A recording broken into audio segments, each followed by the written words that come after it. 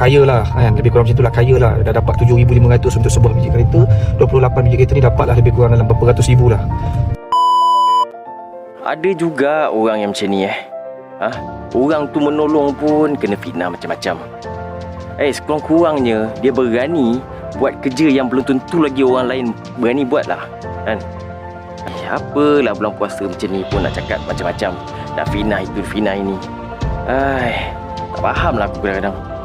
Ini saya nak sebut berkaitan dengan ada satu statement tular berkaitan dengan seorang badut sarkas, yang saya kira dia ni seorang badut, kerjanya menabur fitnah, melontarkan rasa kebencian kepada orang ramai, kepada masyarakat. Mungkin cara yang dimomok-momokkan oleh Ali Ahmad ni seolah-olah benda tu jelas dan benar, dan seolah-olah itu adalah bukti yang jelas. Saya tengok statement dia kata Persatuan Pengguna Semboyan Malaysia, Yusof Azmi dia kata, kaya lah kan, lebih kurang macam itulah, kaya lah. Dah dapat 7,500 untuk sebuah biji kereta. 28 biji kereta ni dapat lah lebih kurang dalam berapa ratus ribu lah.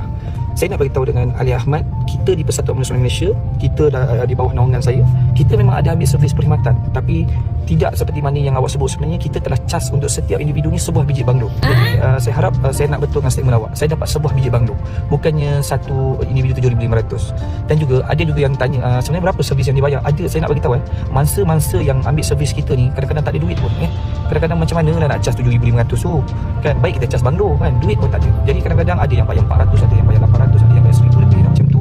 Ada yang masih bayar servis 1,500, 2,000 yang masih berhutang lagi pun ada. Jadi kita faham keadaan kondisi mereka. Dengar tu. Awak ni salah info ni. Bukannya macam harga yang awak cakap tu. Sebiji banglo tau. Kalau awak nak gunakan khidmat semboyan pun, awak kena sediakan satu banglo.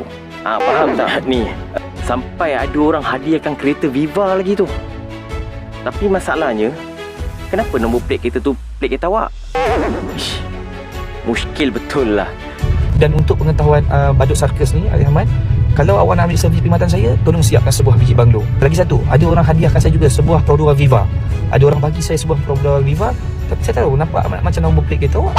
Ada orang kereta dah kena lelong ke? Kita nak bagi tahu lah.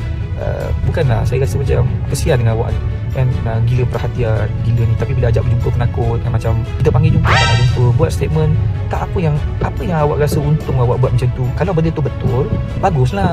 Tapi masalahnya tak betul. Lain kali tak tahu tanyalah.